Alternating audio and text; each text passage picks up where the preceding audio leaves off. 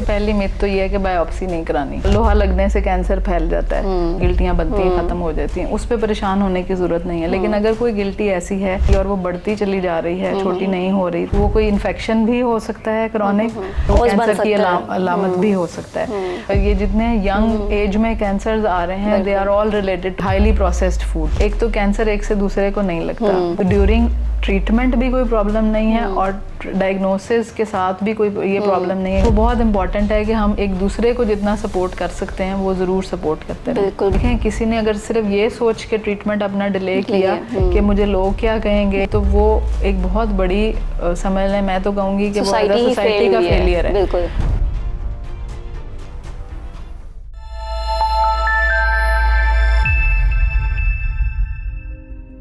अस्सलामुअलैकुम and welcome back to आपका knowledge podcast. आज हमारे साथ डॉक्टर फरीहा शेख हैं जो कि लाहौर से बिलोंग करती हैं और वो एक ऑन्कोलॉजिस्ट हैं, यानी कैंसर स्पेशलिस्ट हैं। आज उनसे हम बात करेंगे और जानेंगे कि कैंसर होता क्या है, उसके कॉजेज़ क्या हैं और उसको किस तरह प्रिवेंट किया जा सकता है और किस तरह अर्ली डिटेक्शन हेल्पफुल हो सकती है रिकवरी के लिए and for making treatment plans. तो आइए उन्हें वेलकम करते हैं। अस्सलाम वालेकुम doctor Fariha, thank you so much for coming today. जैसे बहुत ज़्यादा ही कैंसर बढ़ता चला जा रहा है और आपकी स्पेशलिटी भी इसी चीज़ में है, तो अगर आप कुछ लोगों को अभी तक आई गेस नहीं पता कि कैंसर बेसिकली होता क्या है, अगर आप थोड़ा सा एक्सप्लेन कर दें आसान लफ्ज़ों में कि कैंसर होता क्या है।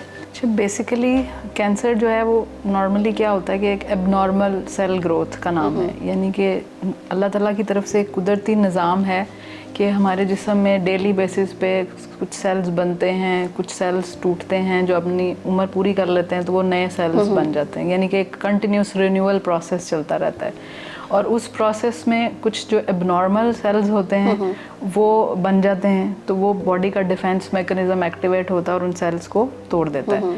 लेकिन जब वो डिफेंस मैकेनिज़्म ख़राब हो जाता है ड्यू टू सम रीज़न के अल्लाह ताला की तरफ से कोई जेनेटिक चेंज आ गई उसके अंदर, वो जेनेटिक चेंज फैमिलियल भी ट्रांसफ़र हो सकती है या ख़ुद ब खुद एकदम से कोई चेंज डेवलप कर लिया बॉडी ने ड्यू टू एनवायरमेंटल फैक्टर्स, हमारे आजकल डाइटरी फैक्टर्स हैं, कोई केमिकल्स हैं, बहुत सारी रीज़न्स हैं, लेकिन हम 100% किसी भी रीज़न की तरफ अभी पॉइंट आउट नहीं कर सकते, ना पहुंच पाए हैं। तो वो हम कहते हैं कि जी ये रिस्क ज़्यादा है या ये रिस्क ज़्यादा है, लेकिन मेन जो एक कह लें कि जो इंसाइटिंग फैक्टर है वो ये है कि वो जेनेटिक चेंज उस डिफेंस मैकेनिज़्म में जब आती है तो वो मैकेनिज़्म ख़राब हो जाता है, जिसकी वजह से वो जो एबनॉर्मल एक सेल बना उसकी ग्रोथ अनचेक्ड हो जाती है और वो फिर 1 से 2, 2 से 4, 4 से 8 और वो बढ़ता चला जाता है। तो बेसिकली वो एक सेल की जो एबनॉर्मल ग्रोथ है वो बॉडी के जिस भी हिस्से में शुरू होगी वो उस हिस्से का, उस ऑर्गन का कैंसर बनना शुरू हो जाएगा।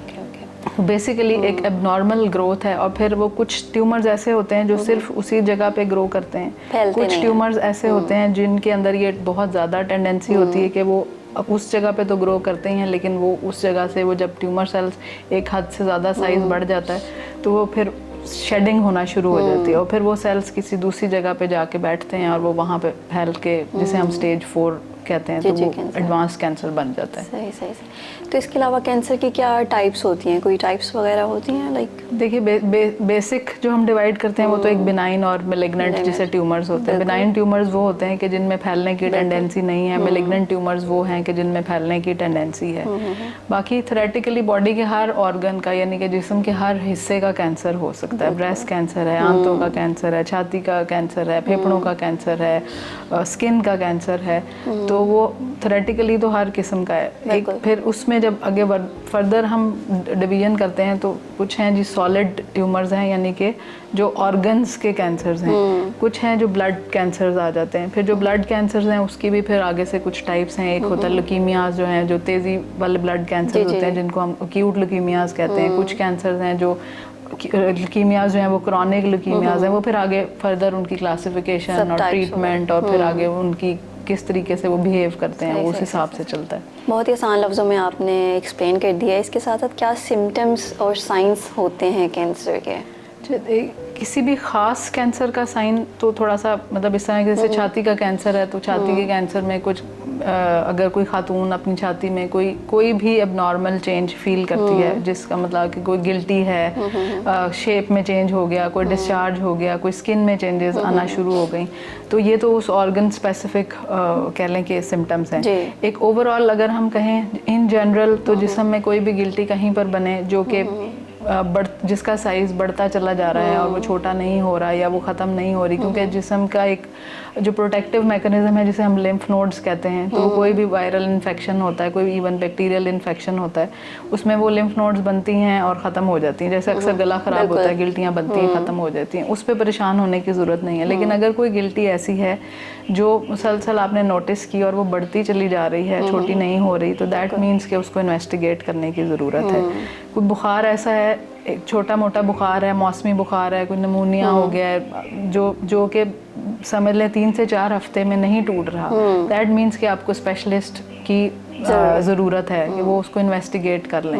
वो कोई इन्फेक्शन भी हो सकता है क्रॉनिक, लेकिन साइड बाय साइड वो समझ लें कि वो कैंसर की अलामत भी हो सकता है। बॉवल ऑल्टर्ड बॉवल हैबिट्स, यानी कि आप कभी कब्ज़ हो रही है, कभी पखाना हो रहा है, पखाने लग रहे हैं, कभी बार बार पखाने ही लगे चले जा रहे हैं, जो पहले ऐसा नहीं था, यानी कि रूटीन चेंज हो गई है। अनएक्सप्लेन्ड वेट लॉस, यानी कि आप एक होता है आप इंटेंशनली वज़न कम कर रहे हैं और एक है कि आपका वज़न आपने कोई एफर्ट नहीं की और वज़न कम होना शुरू हो गया, तो वो वज़न जो अनइंटेंशनली गिरता चला जा रहा है जिसको आप एक्सप्लेन नहीं कर रहे, तो वो भी एक इंडिकेशन है। नकाहत है, कमज़ोरी है, तो दैट मीन ये सारे सिम्टम्स ज़रूरी नहीं है कैंसर है, लेकिन ये सारे सिम्टम वार्निंग साइंस हैं कि आपको फर्दर इन्वेस्टिगेशन की ज़रूरत है, सो दैट कि आप प्रॉपर डायग्नोसिस हो और फिर आप उसके मुताबिक ट्रीटमेंट की तरफ जा सकें। तो यानी कि कोई गिल्टियाँ बन रही हैं, कोई बुखार है, कोई दायमी खांसी है जो नहीं ठीक हो रही, कोई बावल हैबिट्स में चेंज आ गया है, वज़न गिरना शुरू हो गया है, नकाहत है, कमज़ोरी है जिसे आप एक्सप्लेन नहीं कर पा रहे, तो ये सारी सिम्टम्स जो है वो इंडिकेट करते हैं कि आपको इसके लिए वर्कअप ज़रूर करवाना चाहिए। एंड यस टोटली के अर्ली डिटेक्शन बहुत ज़रूरी है और हमारी आवाम तो लास्ट मोमेंट तक बैठी होती है कि बाद में देखेंगे। वो डेफिनेटली एक तो उसमें 2-3 पॉइंट मतलब वजह हैं। एक तो सबसे इम्पॉर्टेंट है कि हम अपने आप को बहुत इग्नोर करते हैं और तौजीहात पेश करते हैं, शायद ये किया होगा, शायद ये किया होगा, रिलेट करते हैं चीज़ों को। और सेकेंडली अनफॉर्चुनेटली अगर कहीं चले भी जाते हैं तो बहुत ज़्यादा कह लें कि वो डिस्ट्रैक्ट करने वाले फैक्टर्स भी बहुत मौजूद हैं। एंड थर्डली फाइनेंशियल कंस्ट्रेंट्स एक बहुत इंपॉर्टेंट फैक्टर हैं कि लोग जा नहीं पाते, मुश्किल होती है वर्कअप वगैरह कराने के लिए। लेकिन ये ज़रूर है कि मेजॉरिटी कैंसर्स में अगर अर्ली डिटेक्शन हो जाती है तो कंप्लीट क्योर की पॉसिबिलिटी है। तो इस वजह से इस चीज़ को इग्नोर नहीं करना चाहिए और ये एजुकेशन बहुत ज़रूरी है कि अगर कोई भी सिम्टम आता है जो अलार्मिंग है तो उसके लिए जितना जल्दी इन्वेस्टिगेट कर लेंगे तो एक तो क्योर की पॉसिबिलिटी है, नंबर 2 इलाज छोटा होगा, क्योंकि जब आप क्योर की पॉसिबिलिटी से जाते हैं तो इसका मतलब है कि आपको पता है कि मेरा 6 महीने 8 महीने इलाज चलना है और उसके बाद ख़त्म हो जाएगा। खुदा न खास्ता अगर एडवांस स्टेज पे कैंसर की डिटेक्शन होती है तो फिर उस पर नो डाउट ट्रीटमेंट्स उसकी भी मौजूद हैं बहुत सारे कैंसर्स में, लेकिन ट्रीटमेंट ड्यूरेशन काफ़ी लंबी हो जाती है, तो वो फिर उसमें कॉस्ट और आपकी सफरिंग काफ़ी लंबी हो जाती है। तो इस वजह से वो आप अगर उसको वे करें तो अर्ली डिटेक्शन इज़ क्या कहते हैं कॉस्ट इफेक्टिव है, कंप्लीट क्योर है, तो उसके ज़्यादा फ़वाइद हैं बजाय से कि आप अपने आप को इग्नोर करते रहें। जो ट्रीटमेंट्स वगैरह प्रोवाइड करते हैं रिलेटेड टू कैंसर, उसके कोई साइड इफ़ेक्ट्स होते हैं? ऑब्वियसली साइड इफ़ेक्ट्स तो ज़ाहिर सारी ट्रीटमेंट्स के होते ही हैं, लेकिन ये कि कैंसर ट्रीटमेंट का खौफ ज़्यादा है to be honest. No doubt मुश्किल ज़रूर है, लेकिन अब सपोर्टिव मेयर्स काफ़ी ज़्यादा अवेलेबल हैं। मतलब अगर मैं आज से समझ लें 20-25 साल पीछे चले जाऊं तो उस तरह की सपोर्टिव ट्रीटमेंट्स अवेलेबल नहीं थी, उस तरह से रेडिली हम टेस्टिंग्स नहीं कर पाते थे। तो अब चीज़ें बहुत बदल गई हैं, तो अब हमारे पास बहुत ज़्यादा सपोर्टिव थेरेपीज़ हैं जिसकी वजह से हम उन साइड इफ़ेक्ट्स को ओवरकम कर सकते हैं, उनको होने से पहले ही प्रिवेंटिव स्ट्रेटजीज़ भी कर सकते हैं। तो इस वजह से नो डाउट साइड इफ़ेक्ट्स होते हैं, लेकिन ये कि अगर विल पावर स्ट्रांग हो तो उन साइड इफ़ेक्ट्स के साथ ट्रीटमेंट बहुत अच्छे तरीके से उनको ओवरकम करके हम कंप्लीट कर सकते हैं। सही हो गया। तो इसके अलावा अगर आप बताएं कि जैसे आपने कहा खौफ बहुत ज़्यादा है, तो वो तो है कि खौफ तो बैठ जाता है, चाहे वो घर वाले हैं या जो कैंसर से मुतासिर है। तो इसके लिए मतलब आप क्या इमोशनली कैसे ट्रीट कर रहे होते हैं, लाइक पेशेंट्स को किस तरह इमोशनली उन्हें स्ट्रॉन्ग करते हैं या उन्हें कैसे काउंसल करते हैं? देखिए, सबसे इम्पोर्टेंट बात तो ये है कि मतलब नॉर्मली जैसे पेशेंट्स आते हैं तो वो पहला वर्ड ये होता है कि ये लफ्ज़ सुन के ही जो है ना वो स्ट्रेस लेवल बहुत हाई हो जाता है। तो उसमें फिर ऑब्वियसली थोड़ा सा उनको कंफर्ट की और थोड़ी सी रिलैक्स करने की ज़रूरत होती है कि डायग्नोसिस हो जाएगा तो डेफिनेटली कोई ना कोई रास्ते निकल आएंगे, चीज़ें हो जाएंगी, ट्रीटमेंट स्टार्ट होती है। फिर जैसे सबसे इम्पॉर्टेंट जो चीज़ होती है ना वो आपका पेशेंट का और फिजिशियन का जो एक रिलेशनशिप है ना वो एक बहुत इम्पॉर्टेंट चीज़ है। और बीइंग एन ऑन्कोलॉजिस्ट मेरा ख्याल है कि हमारा जो रिलेशनशिप होता है पेशेंट का, कि पेशेंट के साथ वो डे 1 से समझ लें एंड तक जाता है। वो पेशेंट क्यूरेटिव इंटेंट से भी अगर हम ट्रीट करते हैं तो स्टिल क्योंकि ट्रीट करने के बाद भी पेशेंट ने फॉलो अप पे रहना है, और अगर पेशेंट एडवांस्ड आया तो तब भी पेशेंट ने हमारे साथ एंड तक रहना है। तो वो एक हमारी एक इमोशनल अफिलिएशन डेवलप हो जाती है। तो उसमें बहुत हद तक तो पेशेंट मतलब हम पेशेंट को कंफर्ट करने की और उस तरह से, लेकिन जहाँ पर हमें एक्सपर्ट हेल्प की ज़रूरत पड़ती है तो we do take expert help. फिर हम साइकोलॉजिकल काउंसलिंग और साइकेट्रिक मेडिकेशंस वगैरह पे जा सकते हैं, लेकिन मोस्ट ऑफ द टाइम्स अगर मतलब कंपैशनेटली पेशेंट के साथ अगर आप डील करें तो काफ़ी सारे पेशेंट्स जो हैं वो कंफर्टेबल हो जाते हैं। जैसे अभी आपने बात की कि साइकाइट्री से रिलेटेड, तो जो मतलब कैंसर से मुतासिर लोग होते हैं उनकी मेंटल हेल्थ पे कितना इफेक्ट पड़ा होता है, और क्या उनका लाइक कैंसर से तो वो डील कर ही रहे हैं बट मेंटल हेल्थ उनकी कितनी इम्पैक्ट हो रही होती है? और लेकिन डेफिनेटली सबसे पहले चीज़ ये है कि एक तो डायग्नोसिस के साथ ही एक डिप्रेशन, एंजाइटी, फियर, ये सारा एलिमेंट आता है। फिर उसके बाद जो दूसरी चीज़ आती है वो एक अफोर्डेबिलिटी, फिर लॉन्ग टर्म ट्रीटमेंट, फिर थर्डली सिर्फ पेशेंट सिर्फ उस सारे प्रोसेस से नहीं गुजरता, उसकी फैमिली भी उस प्रोसेस से गुजर रही होती है। बिकॉज पेशेंट को लेके कौन आएगा, उसको फंड कौन करेगा, घर के अगर मेल है तो घर चलाएगा कौन, अगर फीमेल है तो घर के काम, बच्चों की मैनेजमेंट, ये सारा कुछ कौन करेगा।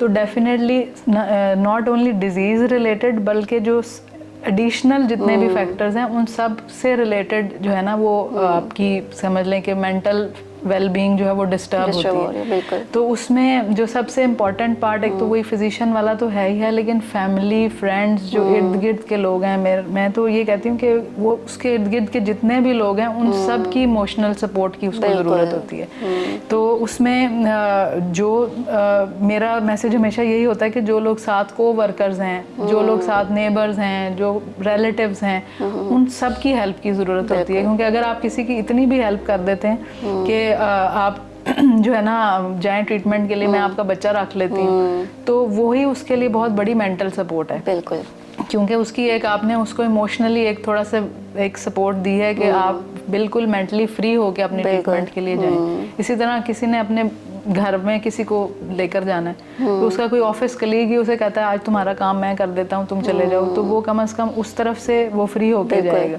क्योंकि देखें फ्रस्ट्रेशन जो हमारे माशरे में है ना वो बेसिकली क्या है, उसको पता है उसने वापस जाकर अपना काम करना है, वो जल्दी में होगा कि मेरे मरीज को पहले देख लें, तो वो उधर भी गुस्सा है, पेशेंट भी बेचारा डरा हुआ है, वो हर चीज़ फिर मिक्स हो जाती है। तो इसलिए वो एज अ सोसाइटी हमें जो है ना वो नॉट ओनली फॉर कैंसर, जितने भी क्रॉनिक डिजीजेस वाले पेशेंट्स हैं उन सब की, जब आपको पता है कि आपके साथ वाला बंदा जो है वो इस सारे फेज से गुजर रहा है, तो अगर हम उनकी सपोर्ट करेंगे तो उनके लिए एक समझ लें कि वो रास्ता आसान हो जाएगा। बहुत ही अहम बात आपने हाईलाइट की है यहाँ पे कि इमोशनल सपोर्ट बहुत ज़रूरी है, चाहे वो बाहर के लोग हों या फिर इवन फिजिशियन वगैरह हों या डॉक्टर हो, कोई भी सबकी सपोर्ट की उतनी ही ज़रूरत होती है। तो उसमें फिर पेशेंट के लिए ज़रा अगर वो ट्रीट हो जाता है, फिर रिकरेंस का रिस्क है, अगर वो ट्रीटमेंट ले रहा है तो कितनी लंबी चलेगी, क्या साइड, क्योंकि जब हम स्टार्ट करते हैं उस वक्त तो बहुत ज़्यादा एप्रीहेंशन होती है ना कि पता नहीं क्या साइड इफ़ेक्ट्स आएंगे, क्या क्या हो जाएगा। तो वो जो फियर ऑफ अननोन है, और वो अब नोन बहुत ज़्यादा इसलिए हो गया कि गूगल ने बहुत ज़्यादा काम खराब कर दिया। टू बी ऑनेस्ट, वो जो गूगल डॉक्टर जब आप आने से पहले सर्च करके आते हैं तो जो नहीं भी हो रहा होता वो भी होना शुरू हो जाता है। तो इस वजह से वो वाले फियर्स हैं, उनको ओवरकम करने के लिए बहुत ज़्यादा सपोर्ट की ज़रूरत होती है। फिर डेफिनेटली काउंसलिंग और ये सारा कुछ वो साथ साथ हमारा चलता रहता है। तो क्या लाइफस्टाइल चेंजेस जो हैं वो कर सकते हैं टू प्रिवेंट या फिर रीअकरेंस ऑफ कैंसर? लेकिन चूंकि हमें कोई डेफिनेट रिस्क फैक्टर्स तो अभी तक उस तरह से आइडेंटिफाई नहीं हुए।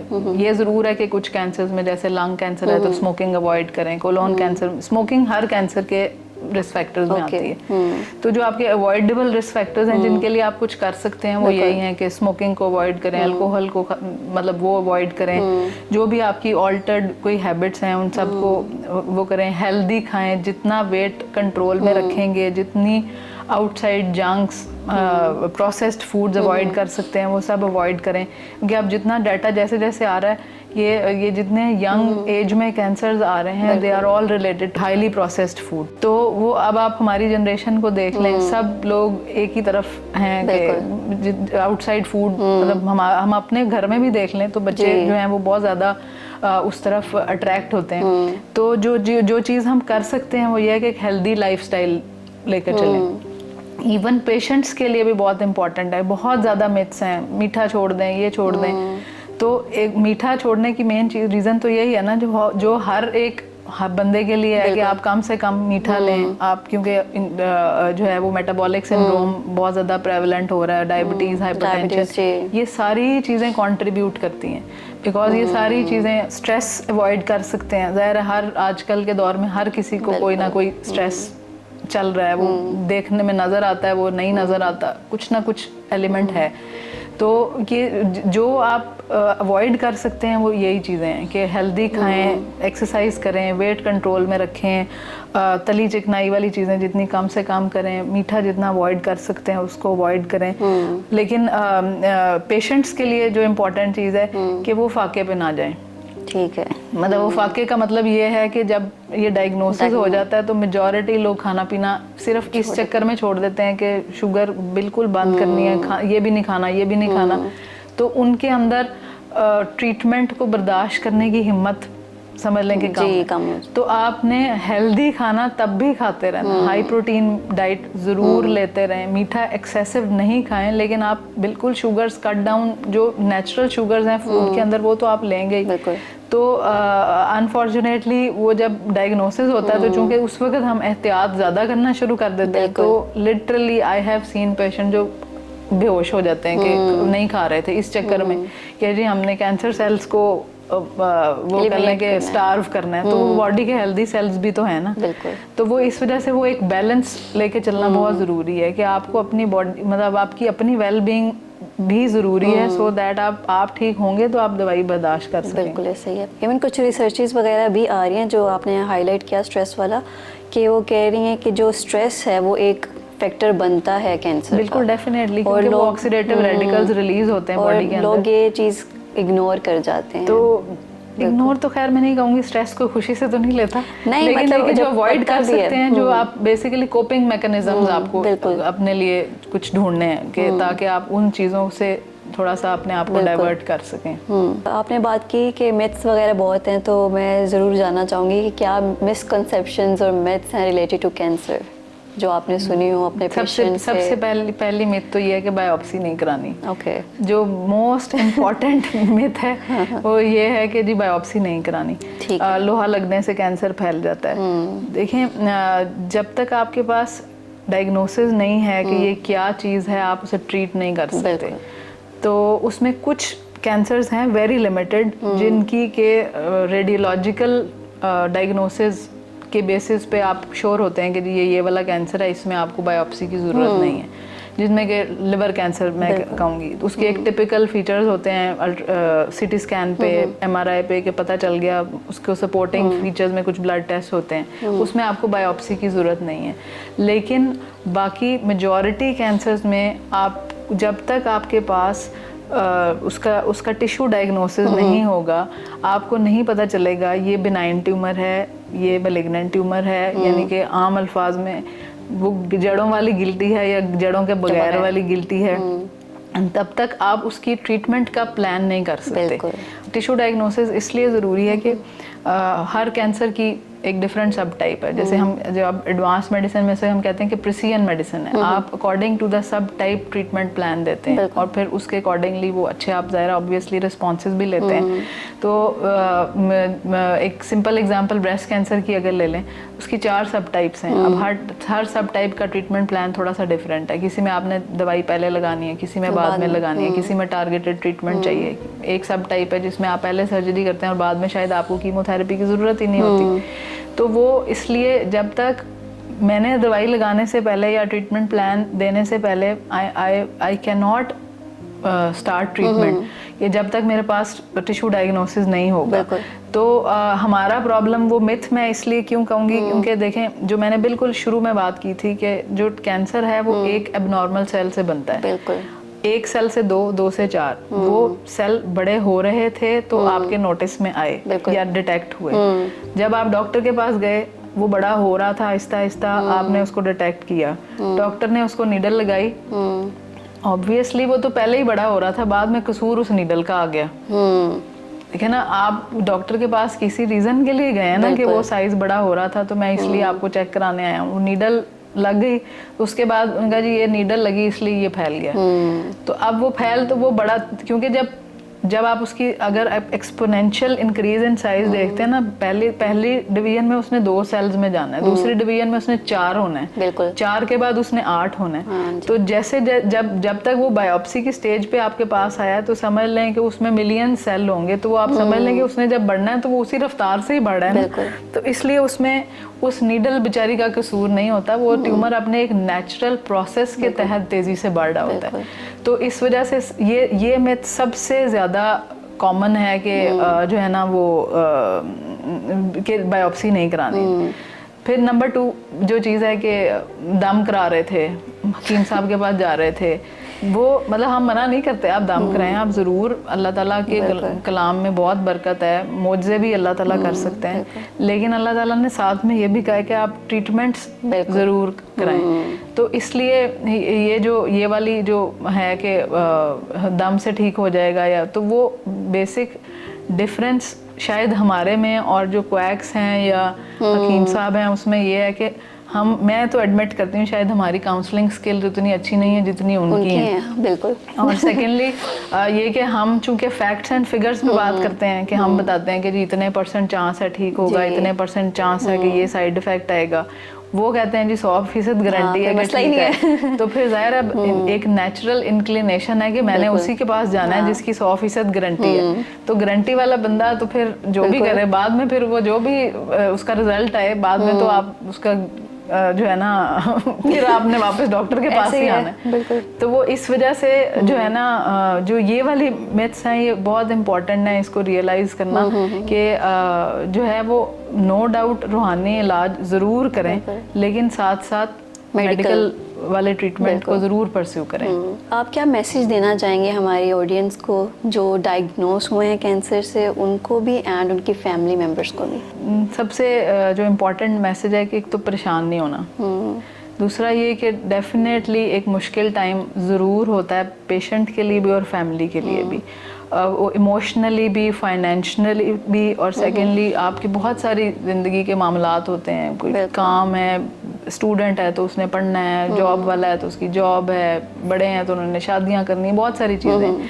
लेकिन कुछ चीज़ें होती हैं कि जिनको आपको अब समझ लें सर पे पड़ी है, तो आप अगर अच्छे तरीके से उसके साथ टैकल करेंगे तो इंशाल्लाह अच्छे रास्ते निकलते आएंगे। अगर आप बैठ के परेशान हो जाएंगे, और परेशान होने से कभी भी मसले का हल नहीं निकलता, तो इसलिए जो सबसे इम्पोर्टेंट मैसेज है कि जितना जल्दी आप उसके ऊपर कदम उठाएंगे उतनी जल्दी कामयाबी की तरफ, या क्योर है या कंट्रोल है, रिकवरी है, क्वालिटी ऑफ लाइफ की बेहतर, क्योंकि ज़रा डेफिनेटली डिफरेंट स्टेजेस पे पेशेंट्स आते हैं, क्योंकि नो वाली सिचुएशन आज की मेडिकल साइंस में फ़िलहाल फॉर द टाइम बीइंग सिर्फ तब है जब आप बहुत लेट आए हैं, क्योंकि हर स्टेज पे कुछ ना कुछ ट्रीटमेंट्स ज़रूर अवेलेबल हैं कि जिसकी बेसिस पे आप क्वालिटी ऑफ लाइफ को कुछ बेहतर कर सकते हैं।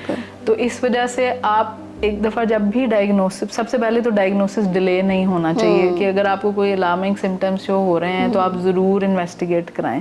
Secondly, once it is diagnosed तो आप कोशिश करें कि स्पेशलाइज्ड केयर के पास जाएं। थर्डली, अब बहुत सारी जगहें अवेलेबल हैं जहाँ पे अगर आपकी अफोर्डेबिलिटी वगैरह नहीं भी है या बॉर्डर लाइन अफोर्डेबिलिटी है तो बहुत से सपोर्ट सिस्टम्स मिल जाते हैं। तो वो आप निकलेंगे तो आपको कहीं ना कहीं रास्ता खुद ब खुद नज़र आ जाएगा। कोशिश करने से कहीं ना कहीं से आपको ज़रूर अल्लाह ताला आपके लिए जो है ना वो राहें खोल देता है।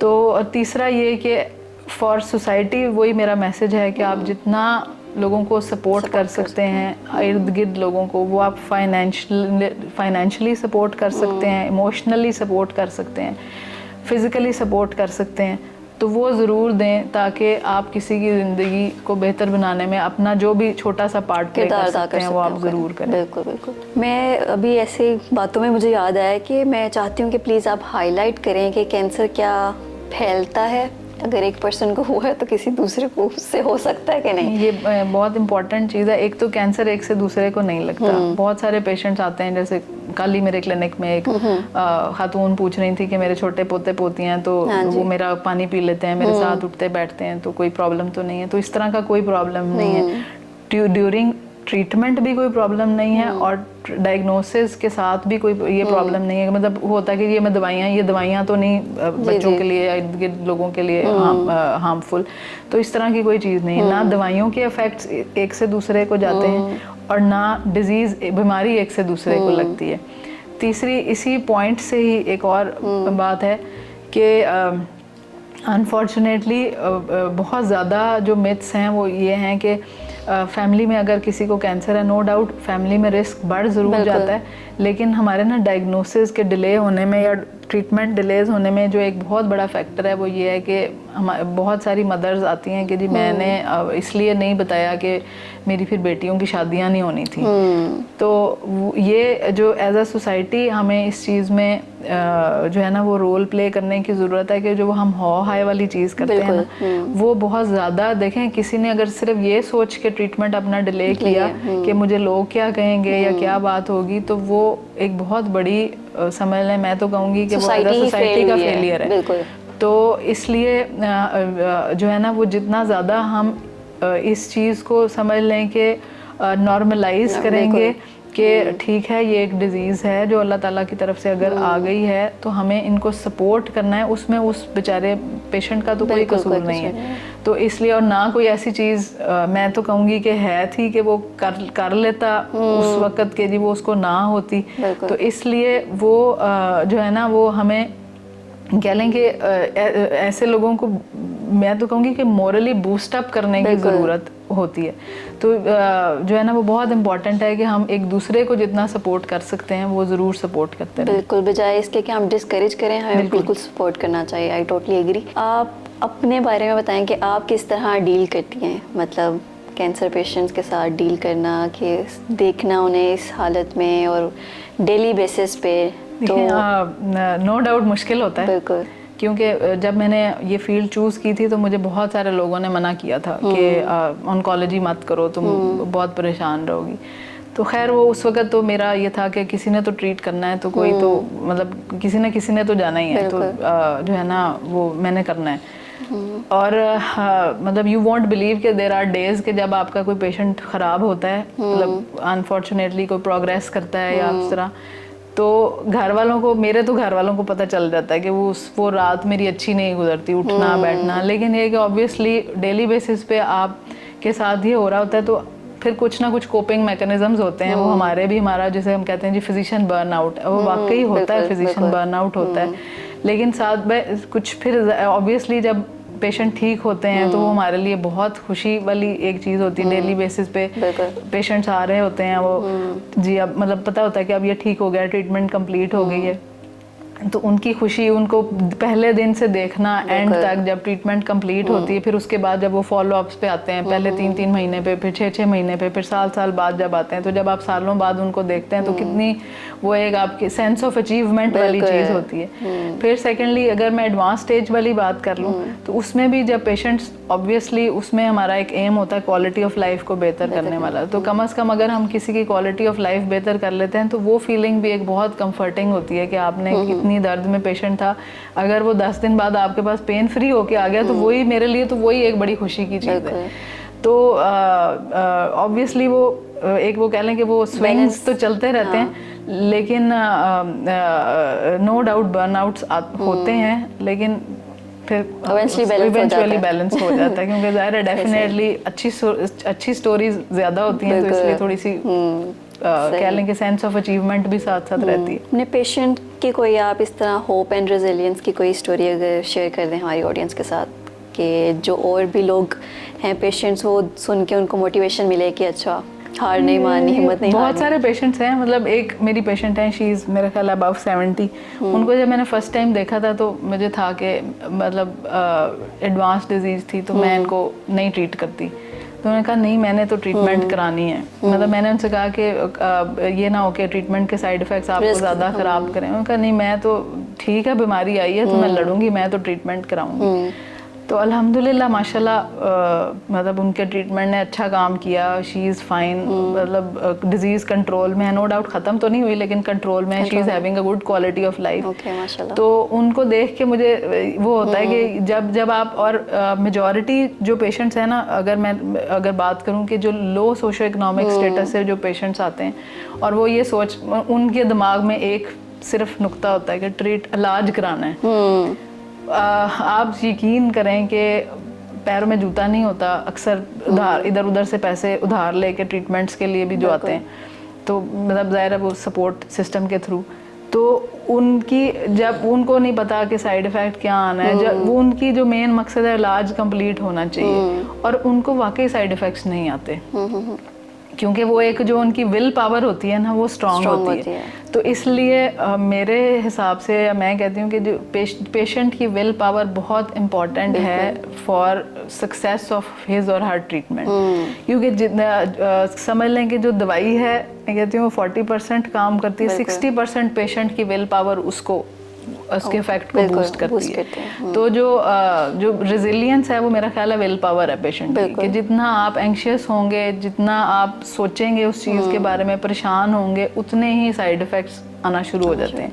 तो ये एक वो समझ लें कि ये एक पता नहीं ऑब्जर्वेशन है या जो भी है, लेकिन ये कि जितना आप ड्यूरिंग ट्रीटमेंट रिलैक्स्ड रहते हैं और जितना आप ये सोचते हैं कि जी अब ठीक है आ गया लेकिन अब मैंने इसको ओवरकम करना है, वो जो ट्रीटमेंट की सक्सेस के चांसेस हैं उतने बढ़ जाते हैं। बिल्कुल, ऐसे होप एंड रेजिलियंस बहुत ज़रूरी है फॉर एनी ट्रीटमेंट को सक्सेसफुल बनाने में। डेफिनेटली। लास्टली आप कुछ शेयर करना चाहें, कोई एडवाइस, कोई मैसेज? एडवाइस और मैसेज तो यही है कि जितनी अगर कोई भी सिम्टम फील करते हैं जो कि लॉन्ग टर्म परसिस्ट कर रहा है तो ज़रूर वर्कअप के लिए जाएं, सो दैट कि वो जो भी निकले कम से कम आप उसकी अर्ली ट्रीटमेंट ले लें ताकि कंप्लीट क्योर की पॉसिबिलिटी हो। एंड सेकेंडली एक दूसरे को जितना सपोर्ट कर सकते हैं उतना सपोर्ट करें। बिल्कुल, thank you so much doctor Faria, आपने बहुत ही आसान लफ्ज़ों में आवाम को, हमारी ऑडियंस को बताया है, समझाया है बल्कि, और बहुत ही प्यार से।